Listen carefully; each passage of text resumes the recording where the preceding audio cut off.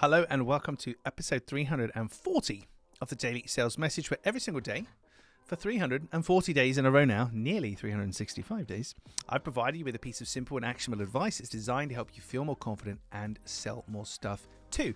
In today's episode, it's a magical episode. Talk about magicians. And one of the words in sales and selling that I have a real issue with, there's a couple of them, but this one in particular, is the word convince.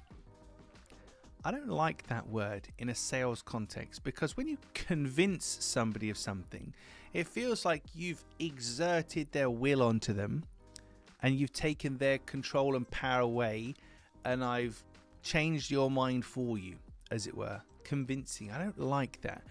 When you're selling to somebody, you've got to give them two things. You've got to give them the information they need to make the best decision possible for themselves. And then you have to give them the opportunity to buy. And the opportunity to buy is literally to say, we would like to work with you. How does that sound to you? Here is the buy now link. Here is the process, blah, blah, blah. So information opportunity. So on that basis, I hate convincing, because it feels like we're taking the power away from you and the control. And in a sales situation, that's deadly. So the saying that I created for this is that convincing is for magicians. It's not for salespeople. As a magician, I have to convince you that I've sawn the woman in half or made the Eiffel Tower disappear, whatever it is, blah, blah. That's fine. I need to convince you of these things. I need to take control of your mind in a way. Sounds dramatic, doesn't it? Take control of your mind, make you think things in a certain way. So you go, oh my God, the Eiffel Tower disappeared. And of course it's not. It's just camera angles and trickery. Sorry to ruin that for you. So convincing is for magicians. It's not for salespeople. Your job is not to convince people to buy from you. It is not. It's to find the people who need to buy from you and who want to buy from you.